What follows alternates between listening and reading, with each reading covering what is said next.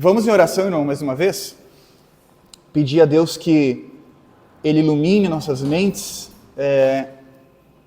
abra o nosso coração para a palavra dEle e que no propósito de ser fiel ao texto, Deus nos abençoe, essa manhã nos edifique e fale conosco. Pai, mais um domingo, Senhor, nós estamos aqui no propósito de edificar nossas vidas em Ti, Pai, e glorificar o Teu nome. A gente sabe que a gente é muito falho, Pai. Nós sabemos que nós somos limitados e que na procura de ser parecido contigo, Senhor, todo dia nós erramos, tropeçamos, cometemos erros e falhas. Mas a Tua misericórdia tem se renovado todos os dias, Pai. A Tua misericórdia se demonstra todos os dias em que levantamos da nossa cama, em que podemos usar a nossa vida para glorificar o Teu nome. Obrigado pelo fruto da Tua bondade, que é o fato de estarmos aqui. Abençoa-nos essa manhã, Pai, e fala conosco através da Tua palavra. Toca em nossos corações e faz essa palavra proveitosa e edificante para as nossas vidas. Que toda honra, toda glória seja tudo para Ti, Pai, não para nós, mas para Ti, em nome do Teu Filho Jesus. Amém. Amém. Irmãos, antes de entrar na leitura do capítulo 4, onde Paulo vai tratar de uma coisa que talvez a gente vá se identificar muito, eu quero relembrar com os irmãos um pouquinho do que aconteceu aqui na igreja de Filipos, né? Para a gente relembrar esses domingos que passaram, a gente teve, coincidentemente, a contribuição do irmão Diego, aqui do pastor Diego, que pregou sobre a mesma igreja que a gente estava expondo, não é mesmo? Isso não foi combinado, viu, irmãos? Foi obra de Deus para a gente conseguir sugar tudo que o texto tem a nos dizer. Mas o que aconteceu? Vamos lá. Paulo teve, em uma das suas viagens missionárias, Paulo teve a visão de um varão macedônico. Paulo queria pregar num lugar, ele tem um sonho, né, uma visão, e esse varão macedônico fala assim, desce para a região da Macedônia, né, pedindo socorro. Paulo entende que era um propósito de pregação lá, e desce até a região de Filipos. Filipos que era a porta de entrada da Ásia para a Europa ali, uma das primeiras cidades que era uma colônia romana, não é mesmo? E a implantação dessa igreja está lá em Atos 16, porque Paulo, quando ele abre o capítulo 1 de Filipenses, ele fala assim, irmãos, na verdade eu me alegro pelas lembranças que eu tenho de vocês. E o que é um pouco surpreendente, porque as lembranças de Paulo lá em Filipos não são muito boas não, do ponto de vista humano, né? Paulo chega lá em Filipos, ele encontra algumas mulheres no rio, e ele prega para Lídia, Deus abre o coração de Lídia, e usa a casa de Lídia para começar a implantação da igreja lá. Lídia se converte, entende as escrituras, né?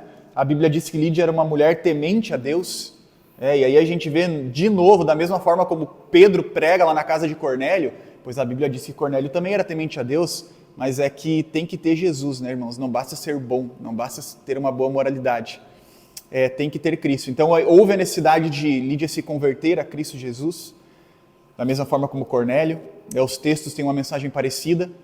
Paulo liberta aquela menina que tinha um espírito de adivinhação, né? Após bajular e bajular Paulo, que dá um outro sermão, porque um dos grandes ataques aí de Satanás é trabalhar com o nosso ego, e Paulo se cansa, as escrituras dizem, e expulsa o demônio daquela mulher, quebra o negócio dos comerciantes lá, que usavam a adivinhação dela para lucrar. Os comerciantes ficam irritados, acusam Paulo de uma falsa acusação. Paulo vai preso, juntamente com Silas, amarrado num tronco, numa cadeia, é açoitado, e aquele fenômeno, aquele acontecimento, experiência maravilhosa acontece dentro da prisão, onde Paulo e Silas começam a orar e cantar louvores a Deus, Deus arrebenta as cadeias das prisões lá, converte o carcereiro, converte a família do carcereiro, a igreja cresce na casa de Lídia, e Paulo e os demais partem, dando continuidade. Ali foi implantado, lá em Atos 16, foi implantada a igreja de Filipos, e no capítulo 1, né, se a gente for recapitular um pouco o que Paulo tratou, No capítulo de número 1, Paulo vai trazer uma mensagem extremamente profunda do ponto de vista do sofrimento. Aí os irmãos, eu vou falando aqui, e talvez os irmãos vão relembrando aí, né? Porque Paulo demonstra extrema alegria, né? Primeiro porque Filipos era uma igreja extremamente fiel. Foi a única igreja que iniciou na contribuição ministerial com Paulo e foi até o fim, né? Até Paulo ser preso em Roma no final do seu ministério, lá em Atos capítulo 28, Filipos ficou contribuindo, né? E além dessa alegria, ele tem alegria pelas memórias, e ele vai escrever aos irmãos para que os irmãos não entendam o sofrimento dele de uma forma errada. Porque ele fala lá no verso 17, um pouquinho antes, na verdade, ele vai falar no verso número 14, entre o verso 13 e o verso 17 ali, ele vai dizer assim, olha, eu sei que tem alguns irmãos que estão suscitando tribulações às minhas cadeias. Eu sei que tem alguns irmãos dentre vocês que falam que eu estar preso aqui é uma coisa ruim. Mas deixa eu dizer para vocês, na verdade não é, irmãos. Ele escreve no verso 12 que quero ainda, irmãos, cientificar-vos de que as coisas que me aconteceram têm antes contribuído para o progresso do Evangelho. Né? Ele vai dizer lá no verso 27 assim, no verso 28, pois o que para eles é prova e evidência de perdição, para vós outros é salvação.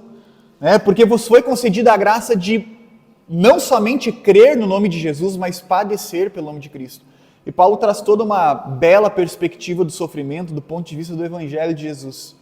Dizendo que, irmãos, o que está acontecendo comigo aqui, na verdade, é para contribuir. É de vocês, como a gente diz hoje em dia, é de glorificar de pé. Não é de estar suscitando sofrimento, é para a glória de Deus, é para a glória de Deus. No capítulo de número 2, Paulo vai chamar a igreja para um sentimento de unidade. Porque, apesar de a igreja ser uma igreja extremamente missióloga, né? E está ajudando Paulo desde o início do ministério, tinha problema de divisão lá. Paulo vai dizer que tinha problema de partidarismo e vanglória dentro da igreja, e também cita problemas relacionados a Evódia e Síntique. Esse nome aqui sempre me trava. Síntique. Evódia e Síntique. Isso aí. E a gente vai ler isso no capítulo de número 4, quando ele reorienta essas mulheres. Problemas de divisões lá, então a partir do capítulo de número 2, Paulo vai tratar sobre a questão de fraternidade e humildade. E aí Paulo vai tecer aqui um dos famosos textos, escrituras, que para mim foram os textos que mais me marcaram na minha caminhada cristã, que Filipenses 2, 5 a 11, onde ele diz assim, tende vós o mesmo sentimento que houve também em Cristo Jesus, pois ele subsistindo em forma de Deus, não julgou como usurpação ser igual a Deus, mas esvaziou-se de si mesmo, assumindo a forma de servo, tornando em semelhança de homens, humilhando a si mesmo e sendo obediente até a morte de cruz. Então Paulo vai pegar o exemplo de Cristo crucificado para dizer para os irmãos assim, Cristo na cruz deve ser a motivação da unidade de vocês, né? Porque que acontece? Aí na oportunidade eu até falei para os irmãos assim, a gente sabe que a igreja tem que ser unida. Essa questão da unidade da igreja foi tema de várias cartas que a gente expôs aqui. Mas o que vai nos motivar a isso, né? E aí Paulo vai dizer, é Cristo crucificado. Tende em vós o mesmo sentimento que houve nele. No capítulo de número 3, Paulo vai completar essa orientação à igreja aqui, falando a respeito dos falsos profetas. Aí o Vinícius expôs aqui no domingo passado, sobre os falsos ensinos. E você vê que é uma carta curta, 4 capítulos, mas contempla pontos extremamente cruciais para a igreja. E no capítulo de número 3, Paulo vai falar, olha, esse pessoal da circuncisão aí, né? Acautelai-vos com eles, irmãos, porque eles são inimigos da cruz de Cristo. Essa galerinha que está falando para vocês que vocês podem confiar na carne, olha lá o verso 4, bem que eu poderia também confiar na carne, né? Se qualquer outro pensa que pode confiar na carne, quanto mais eu, porque eu era hebreus de hebreus, dos fariseus, na lei eu era irrepreensível, era fariseu, né? Se fosse do ponto da questão de confiar na carne, eu quem deveria. Mas Paulo fala, cautelai-vos com esses falsos profetas, porque eles são inimigos da cruz de Cristo. O destino deles é a perdição, e o Deus dele é o ventre. A glória deles está na sua infâmia, visto que só se preocupam com as coisas terrenas. Então no capítulo de número 3, Paulo vai orientar os irmãos a respeito dos falsos profetas, os falsos apóstolos, como assim já ouvia no tempo antigo, veterotestamentário, também vai ter agora na igreja de Cristo Jesus falsos ensinos. Não é de agora que a gente vê, né, irmãos, grandes igrejas, grandes templos ensinando heresias de perdição. Isso vem desde o primeiro século. E agora Paulo vai entrar no capítulo de número 4. Eu corri um pouco no contexto para a gente não perder muito tempo aqui, mas vamos em leitura, irmãos, ler os 23 versículos do capítulo de número 4. Portanto, meus irmãos amados e muito saudosos, minha alegria e coroa, sim, amados, permanecei deste modo firmes no Senhor. Rogo a Evódia e rogo a Síntique, pensem concordantemente no Senhor. A ti, fiel companheiro de jugo, peço também que auxilies, pois juntas se esforçaram comigo no Evangelho, também como Clemente e com os demais cooperadores meus, cujos nomes se encontram no livro da vida. Alegrai-vos sempre no Senhor, outra vez vos digo, alegrai-vos. Seja a vossa moderação conhecida de todos os homens. Perto está o Senhor. Não andeis ansiosos de coisa alguma. Em tudo, porém, sejam conhecidas diante de Deus as vossas petições, pela oração e pela súplica, com ações de graça. E a paz de Deus, que excede todo entendimento, guardará o vosso coração e a vossa mente em Cristo Jesus.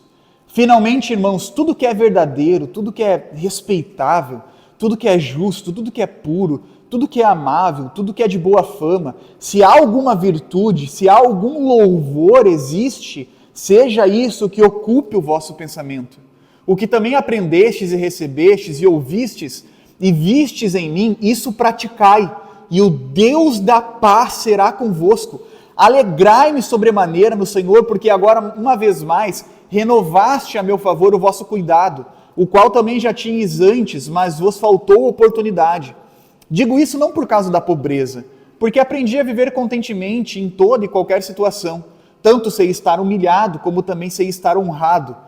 De tudo, em todas as circunstâncias, já tenho experiência, tanto de fartura como de fome, assim de abundância como de escassez. Tudo posso naquele que me fortalece. Todavia fizestes bem associando-vos a mim na minha tribulação. E sabeis também vós, ó Filipenses, que no início do Evangelho, quando parti para a Macedônia, nenhuma igreja se associou comigo no tocante a dar e receber, senão unicamente vós outros. Porque até para a Tessalônica mandastes, não só uma vez, mas duas, o bastante para as minhas necessidades. Porque não que eu procure donativo, mas o que realmente me interessa é o fruto que aumente o vosso crédito. Recebi tudo e tenho abundância, estou suprido. Desde que Epafrodito me passou as mãos, o que me veio da vossa parte, como aroma suave, como sacrifício aceitável e aprazível a Deus. O meu Deus, segundo a sua riqueza em glória, há de suprir em Cristo Jesus cada uma das vossas necessidades. Ora, nosso Deus e Pai, seja a glória pelos séculos dos séculos. Amém. Saudai cada um dos santos em Cristo Jesus. Os irmãos que se acham comigo vos saúdam. Todos os santos vos saúdam, especialmente os da casa de César. A graça do Senhor Jesus seja com o vosso espírito. Amém e amém. Que capítulo maravilhoso, irmãos. Paulo vai fechar uma série de orientações aqui à igreja e a nós essa manhã, que vamos nesse exato momento se identificar talvez muito com a igreja de Filipos.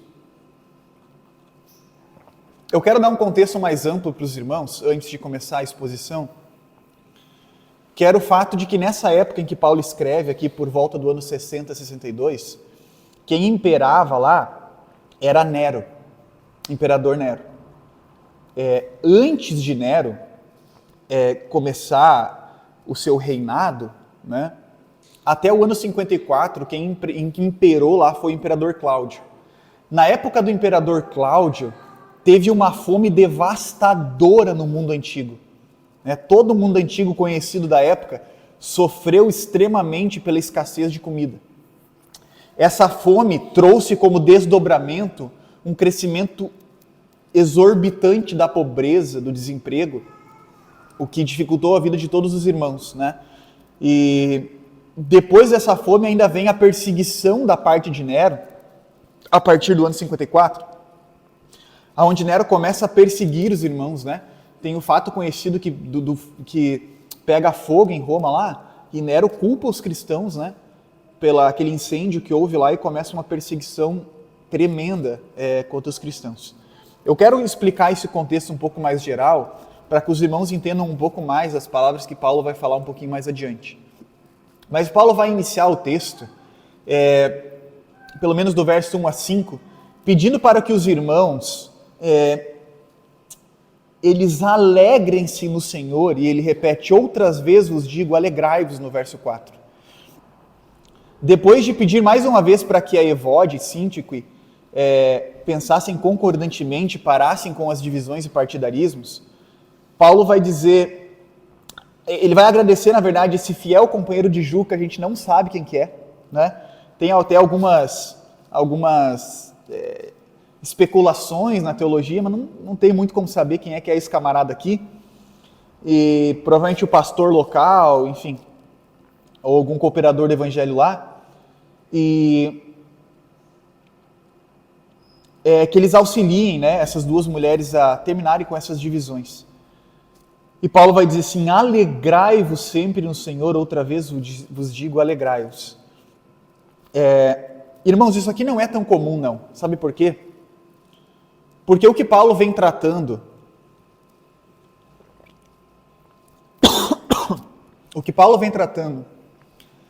desde o capítulo de número 1, perdão, irmãos, a água entrou pelo lugar errado aqui. Depois eu corto isso aí por aí pro YouTube, isso aí eu não vou deixar. O que Paulo vem tratando desde o capítulo de número 1 é esse ponto de vista que os irmãos têm que ter do sofrimento, e para que os irmãos sejam unidos, e para que os irmãos tenham uma doutrina saudável, mesmo em meio a tanto sofrimento. O que Paulo está dizendo aqui, quando ele fala assim, alegrai-vos, irmãos, quando vocês verem os meus sofrimentos de apóstolo, porque eu sei que ainda entre vós tem alguns que suscitam tribulações na minha prisão, mas mesmo em meio a tudo que eu passei, irmãos, em todo o meu ministério, alegrai-vos. Mesmo em meio ao sofrimento do capítulo de número 1, alegrai-vos.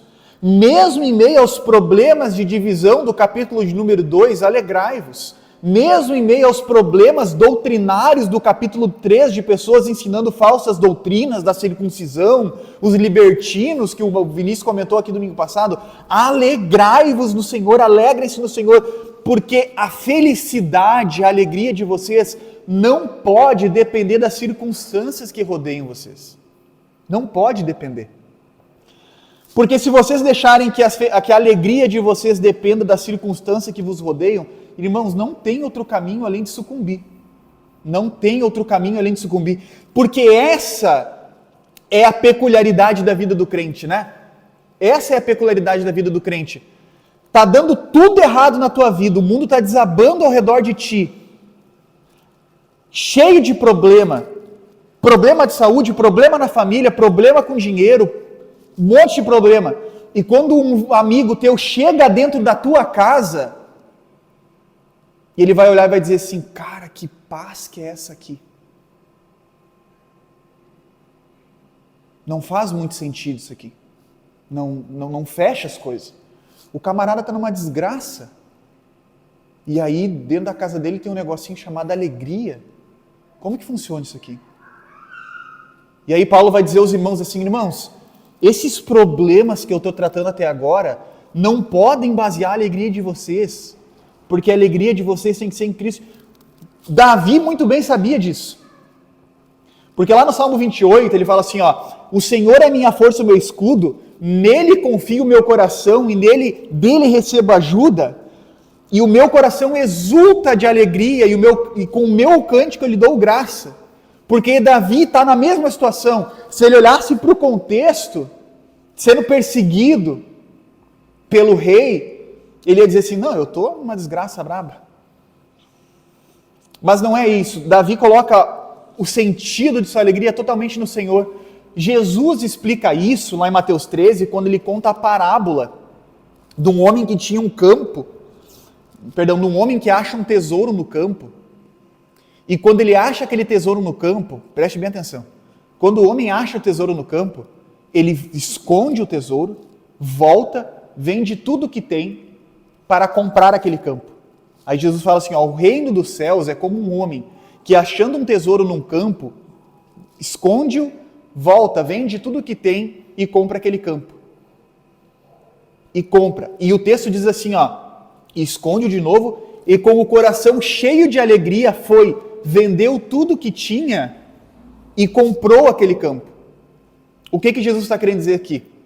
É que, irmãos, quando a gente encontra o Evangelho, tudo que nós construímos até então não tem mais valor nenhum para a nossa alegria. Tudo que nós construímos até aquele momento não tem mais valor nenhum, ao ponto que se nós vendêssemos tudo aquilo ali, não daria nenhuma falta, porque o coração do homem exultou de alegria quando ele achou o tesouro, não quando ele construiu os seus bens. Porque o coração do homem não ficou então mais nos seus bens a ponto de ele vender eles em prol do Evangelho, do tesouro, da salvação que ele encontrou em Cristo Jesus. E Paulo vai falar assim, alegrai-vos, pois, outra vez vos digo, alegrai-vos.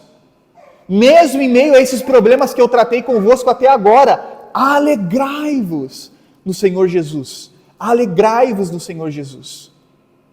Então Paulo aqui no início do capítulo vai trazer os irmãos para esse sentimento de alegria, mesmo em meio a tantas tribulações. Esse é o segredo. Aí o ponto de vista que o Evangelho vai ser loucura para o mundo, é exatamente nesse sentido.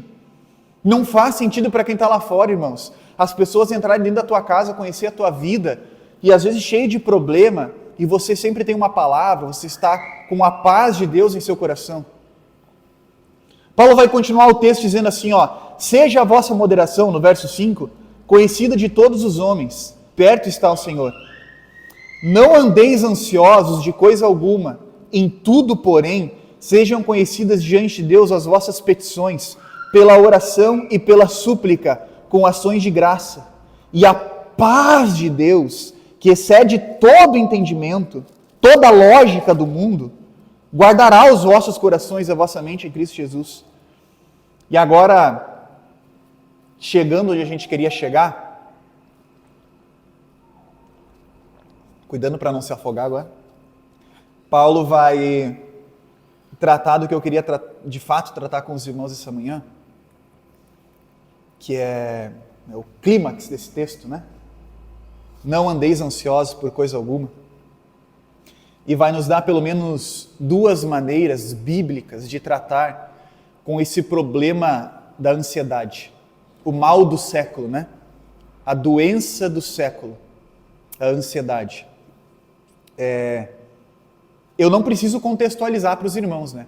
Se os irmãos pararem para pensar por um minuto, vão entender que a ansiedade é realmente o nosso novo mal do século, aí, o nosso novo mal, a nossa nova má companhia. Se antigamente as guerras, irmãos, eram travadas na carne e os irmãos sofriam nos açoites, hoje a guerra está muito mais travada na mente. Com todos os problemas e ataques em diversas direções que a nossa vida sofre, em meio à sociedade, tentando normalizar coisas que não são normais para Deus.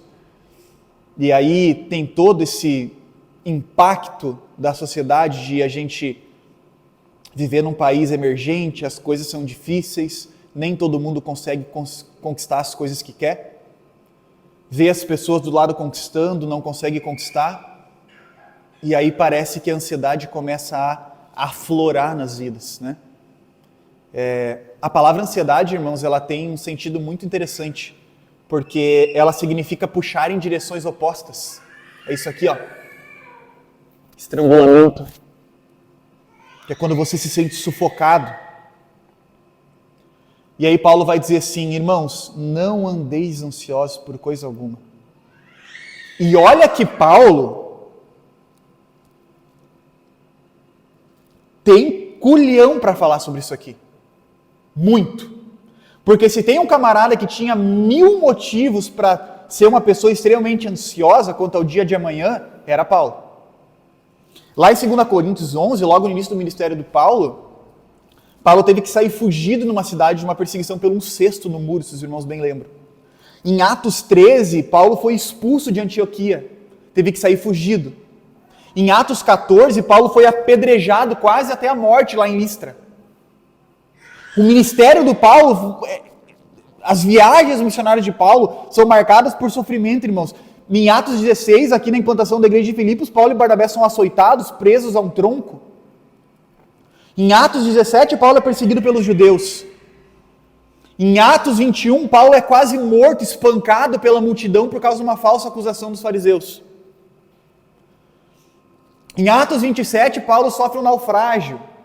Para lá na ilha de Malta. Lá em Atos 28, na ilha de Malta, Paulo é picado por uma cobra. Então, irmão, se tinha um camarada que poderia sofrer de ansiedade, né, que poderia chegar numa cidade para evangelizar tremendo de medo do que poderia lhe acontecer, é Paulo. Só que Paulo vai dizer aos irmãos assim: irmãos, não andeis ansiosos por nada nesse mundo, por nada. Agora, ok, Paulo, não andeis ansioso, mas o que a gente faz, né? O que a gente faz? Vejam comigo a parte B do capítulo 6. Em tudo, porém, sejam conhecidas diante de Deus as vossas petições, pela oração e pela súplica, com ações de graça. E a paz de Deus, que excede todo entendimento, guardará o vosso coração. Em tudo, porém, sejam conhecidas as vossas petições. Irmãos, apesar de saber que a ansiedade realmente é um problema para as nossas vidas, a gente não pode esquecer que Deus quer saber quais são os nossos anseios, né? Não é como se a gente precisasse falar para Deus das nossas necessidades para que Ele soubesse delas. Vocês sabem disso, né? Deus é onisciente, é um dos onis de Deus. Só que isso não significa que você não tem que expô-las diante de Deus. E Paulo vai falar assim: irmãos, torne as vossas petições conhecidas de Deus. Torne as vossas petições conhecidas de Deus. Ninguém aqui é super-herói. Quando vocês estiverem ansiosos com o coração, coloque diante de Deus as vossas ansiedades. Deus não é nenhum juiz que vai julgar vocês por isso, irmãos. O fato é que a gente não é quem a gente deveria ser. Realmente não é. E ninguém foi, né? Davi também entendia um pouquinho disso. Eu fiquei um pouco surpreso quando eu fui estudar sobre isso aqui. Eu vi o quanto a Bíblia trata desse tema de ansiedade. De ter uma vida ansiosa, né? Porque o que é ansiedade, irmãos? A ansiedade é sofrer por antecipação. Se você já está com um problema na sua porta, vivendo o problema, e está se sentindo mal por isso, não é ansiedade, porque o problema já está ali. A questão da ansiedade é que o problema nem chegou ainda e você já está sofrendo antecipadamente, né? Isso desgasta. Do ponto de vista da medicina, isso desgasta o teu corpo e quando o problema chegar, realmente você não vai ter nem força para enfrentar. Mas Paulo vai dizer assim: irmãos, coloquem diante de Deus com suas petições, façam conhecidas de Deus. Davi dizia lá no Salmo 94, que ele escreveu no Salmo 94, quando a ansiedade já dominava no meu íntimo, o teu consolo me trouxe alívio à alma. Davi escreveu no Salmo 56:3, quando eu estiver com medo, né, e a palavra medo ali pode ser traduzida também por ansiedade, em ti confiarei. O que Paulo está falando aqui não difere do que Pedro escreve no capítulo 5 da primeira carta pastoral dele. Texto conhecido: lançai sobre ele toda a vossa ansiedade, porque ele tem cuidado de vós. E repare bem que o que Pedro escreve lá no capítulo de número 5, verso 7, é o seguinte: lançai sobre Cristo toda a vossa ansiedade, porque Ele tem cuidado. Não porque Ele vai cuidar. Porque Ele já tem cuidado. Então, no momento em que você achar o seu coração ansioso, para e pensa onde você está nesse momento. Guardado por Deus, saudável, debaixo da graça de Cristo. Entenda a posição que você está, porque Ele já está cuidando de vós. E o texto muito conhecido que Jesus escreve lá em Mateus 11 é o que resume esse tema aqui, irmãos. Venham a mim todos os que estão cansados e sobrecarregados, e eu darei descanso a vocês. Tomem sobre vocês o meu jugo e aprendam de mim, pois eu sou manso e humilde de coração, e vocês encontrarão descanso para as vossas almas, pois o meu jugo é suave e o meu fardo é leve. Colocando diante de Deus, venham a mim em oração, porque o meu fardo é leve, o meu jugo é suave. Não sofram por antecipação, irmãos, e entendam a garantia que nós temos da paz em Cristo Jesus. Eu comentava com um irmão, esses tempos, que estava sendo bem atribulado. Bem atribulado. Existem vários motivos, né, para a gente andar bem atribulado, né? Com problemas, mas ele é um irmão recém-convertido, e ele falava assim para mim, cara, eu não consigo mais, eu não tenho paz, eu não estou conseguindo ser quem eu deveria ser, né? Eu tenho os meus pecados, os meus problemas. E era tribulação dia após dia, dia após dia. Eu falei, cara, eu entendo que a vida do crente ela tem mesmo uma luta contra o pecado interna e constante, e que só vai acabar quando a gente encontrar Jesus, né?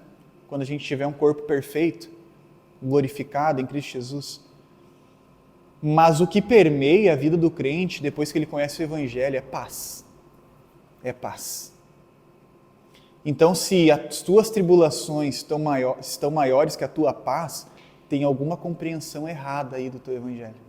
Tem alguma coisa errada. Porque, irmãos, uma vez eu conversava com o Johnny, na mesma situação, eu falei, cara, eu tenho que orar mais, eu tenho que ler mais a Bíblia, eu não consigo, cara. Eu tô assim, não consigo, assim, atribulado. E daí ele falou uma coisa para mim interessante, cara, não te esquece de que tu tá do lado de cá do Evangelho. Tu não tá mais do lado de lá. O próprio Jesus fala assim, os gentios, eles andam desesperados, dizendo o que hei de comer, o que hei de beber. Mas vós, que sois filhos de Deus, não se preocupam com essas coisas. Então buscai em primeiro lugar o reino de Deus, e todas essas demais coisas lhes serão acrescentadas. O que Jesus estava falando antes era do vestir dos lírios dos campos e do comer dos pássaros. Alimentados, vestidos, vocês sempre estarão. Cristo vos garante isso, irmãos. É uma promessa para a tua vida. É uma promessa. Vinde a mim e eu vos aliviarei, porque o meu jugo é suave, o meu fardo é leve. É uma promessa. Se há uma coisa que eu posso garantir, e aí, nas igrejas nós temos tantas falsas promessas, né? Porque Deus vai te dar vitória e tal e tal. Aí já tem que tomar bastante cuidado. Mas uma que você pode confiar é exatamente essa de Mateus 11. Vá até Cristo, torne conhecida diante dele as vossas petições, e ele lhe dará descanso. Mas eu sou muito nervoso e tal, e eu não me sinto nem digno de chegar diante de Deus quando eu estou assim, sabe? Eu não deveria ser assim. Irmão, ninguém deveria ser. Bem-vindo ao mundo onde o pecado está presente na vida dos homens. Mas Deus é descanso, irmãos, Deus é paz. É Ele que faz com que a nossa casa seja uma casa diferente. Com que o nosso lar, a nossa vida seja diferente. E que a alegria do Santo Espírito de Deus permeie os nossos corações. Deus conhece as nossas necessidades, irmãos, mas devemos colocar e apresentar diante deles. Esse pelo menos é o primeiro conselho que Paulo dá. A gente não pode esquecer que Deus é amoroso e que Deus nos ama, irmãos. E a gente também não pode esquecer que nós somos extremamente especiais para Deus. Né? E os irmãos podem notar que eu sempre tomo cuidado com mensagens egocêntricas, né? Sempre cuidando para não colocar o homem no centro das coisas, mas tenhamos equilíbrio, tenhamos moderação. João 3,16 diz que Cristo morreu por vossa causa. Outra coisa que Paulo fala, que pode ajudar a igreja a combater esse mal do século, além de levar até Cristo Jesus todas as petições, colocar diante de Deus, é que não adianta, irmãos, a gente orar, colocar diante de Deus e ficar 3 horas parado na frente da televisão assistindo noticiário. Não adianta. O noticiário muitas vezes sensacionalista, né? Que gosta de lucrar na desgraça dos outros. Então Paulo vai dizer assim, a partir do verso 8, finalmente, irmãos, tudo que é verdadeiro, respeitável, justo, puro, amável, de boa fama, se há alguma virtude e louvor, que isso ocupe o vosso pensamento. Que isso ocupe a vossa mente. O que também aprendeste, recebede, ouvistes, e isso praticai, e o Deus da paz, olha, de novo o termo paz aqui será convosco. Porque depois de falar sobre as petições, ele fala assim, a paz de Deus que excede todo entendimento guardará o vosso coração. E Paulo vai dizer assim, depois de colocar a vossa mente nas coisas que são justas, amáveis, são virtuosas, o Deus da paz estará convosco. Então, do outro ponto de vista, não adianta, irmãos, a gente... não adianta, não é uma maneira muito certa de colocar, mas completem a vossa prática cristã para combater os anseios do mundo hoje, ocupando a vossa mente com o que é virtuoso. Com o que é virtuoso. Eu não digo, irmãos, que vocês têm que passar todo o tempo de lazer de vocês, que vocês não estão trabalhando lendo a Bíblia e orando pregação. Não. Eu não posso ser um exclusivista e dizer que o reino de Deus só acontece no mundo religioso. Não. Mas quando vocês forem olhar um filme, vejam se aquilo contribui em alguma coisa para a vida de vocês. Quando vocês forem escolher uma playlist de músicas para escutar, vejam se são letras que falam a respeito de coisas bondosas, de coisas boas, virtuosas, amáveis. Por favor, irmãos, não tornem a secularização das coisas e da arte comum na sua vida. Porque o mundo produz hoje podridão pura. E isso entra dentro da nossa casa lá. Ouvindo como se fosse uma coisa normal. Olhando como se fosse uma coisa normal. Eu não vou chegar ao ponto de dizer aqui, porque isso também é diminuir Deus e colocar Ele dentro de um quadrado religioso, que você tem que passar ouvindo somente música gospel, até porque nós temos grandes problemas em músicas gospels também, né? Consumindo apenas conteúdos religiosos e espirituais, Deus se manifesta, a sua graça está presente em várias frentes da sociedade, mas que os irmãos possam filtrar. Do que adianta eu colocar diante de Deus as minhas petições e passar 2 horas em frente ao noticiário olhando desgraça? Então Paulo vai dizer o seguinte, irmãos, ocupem a vossa mente com o que é bom, do que se aproveite alguma coisa. E fazendo isso, irmãos, e praticando as coisas que vocês têm aprendido, tem uma coisinha que vocês vão sentir que o pessoal que está em volta de vocês não vai entender nada. Que é paz. Paz. É você deitar de noite assim, e dormir, que é paz. Paulo vai continuar, a partir do verso 10 até o finalzinho, a gente pode fazer pelo menos um resumo, agradecendo os irmãos, de novo, mais uma vez, pela contribuição. Lá no verso 15 ele fala, que eu já comentei com vocês, que a igreja de Filipos foi a única que se associou ao Paulo no tocante a dar e receber desde o início. E é interessante que ele fala assim, no verso 11, digo isso não por causa da pobreza, porque eu aprendi a viver contente com toda e qualquer situação. E pelo que eu li do histórico de Paulo aqui, vocês podem entender que de fato ele aprendeu mesmo. Todos os sofrimentos que ele passou na sua vida ministerial. Interessante é que Paulo fala lá no verso 17, olha só. Não que eu procure o donativo, mas o que realmente me interessa, irmãos, é o fruto que aumente o vosso crédito.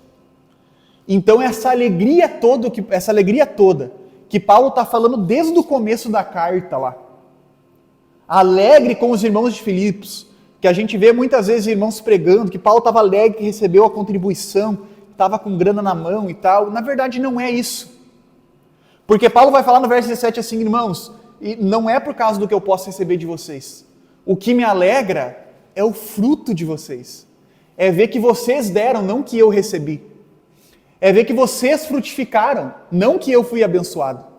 Porque eu, irmãos, eu sei viver com pouco. Eu já passei fome, eu já passei frio, já passei nudez. Eu sei viver em ambas as situações. Mas o que me traz alegria e enche o meu coração é o fato de você ser uma igreja que frutifica. Uma igreja que tem uma fé verdadeira. Né? Enquadre isso aqui lá na carta de Tiago e vocês vão ver, não, então esses camaradas são salvos. Porque a fé deles é dar fruto. Fruto. Porque se não dá fruto, irmãos, é só experiência religiosa, não vale de nada. Não é por causa da pobreza, é pelo fruto da igreja que Paulo se alegra e enche de alegria o seu coração. Paulo vai saudar os irmãos e encerrar essa carta que ele escreve aos Filipenses, tratando um pouquinho sobre esses grandiosos assuntos aqui, irmãos. Deus é o consolo das nossas almas. Irmãos, não procure consolo em outro lugar. Quando a necessidade bater, quando o problema vier mesmo,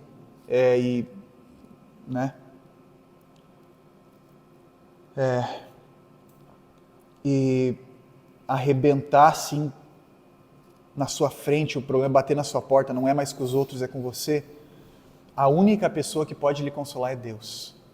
É Cristo Jesus. Não tem mais ninguém. As pessoas que estão à nossa volta ajudam demais, né? Se a gente viver como igreja, abrir os nossos corações. Mas quem vai nos livrar dessa vida ansiosa é Cristo Jesus, porque Cristo Jesus nos ensina várias coisas, irmãos. Nos ensina várias coisas, e entre essas várias coisas que Jesus ensina, elas vão se encaixando direitinho no que a gente precisa, para não ser levado por esse anseio social, né? De querer ter mais, de ter uma vida individualista, porque a gente desde cedo aprende a reter, não a compartilhar, né? Desde cedo a gente aprende a reter, a construir para o nosso, e não a compartilhar e abrir as nossas mãos. Mas Cristo vai nos ensinar totalmente ao contrário, então nele a gente vai encontrar motivo suficiente para não andar ansioso, e não se julguem caso isso permeie as nossas almas, porque isso é muito antigo, e Deus já deixou bem claro nas Escrituras que Ele estará conosco nesses momentos, e que Ele é o nosso refúgio. Isso é muito mais antigo que nós. O Davi já sofria com esse problema. Torne conhecido diante de Deus os seus anseios. Ele não é como nós, irmãos, que estamos sempre prontos a julgar os outros, né? Está sofrendo por pouca coisa e tal. Não, Deus não é assim. Deus não é como nós. Ele nos ama mais do que a gente pode imaginar. E existe uma promessa linda nas Escrituras, que aqueles que forem diante dele serão aliviados. Renovem as suas petições diante de Deus e coloquem a sua mente naquilo que é puro, naquilo que é proveitoso, naquilo que é virtuoso. Lembrando sempre, irmãos, que existe uma outra promessa nas Escrituras, lá em Apocalipse 21, muito conhecida, que dos nossos olhos Ele vai enxugar toda lágrima. Não haverá mais morte, nem tristeza e nem choro, pois as coisas velhas já se passaram. Vamos nos colocar em pé, irmãos?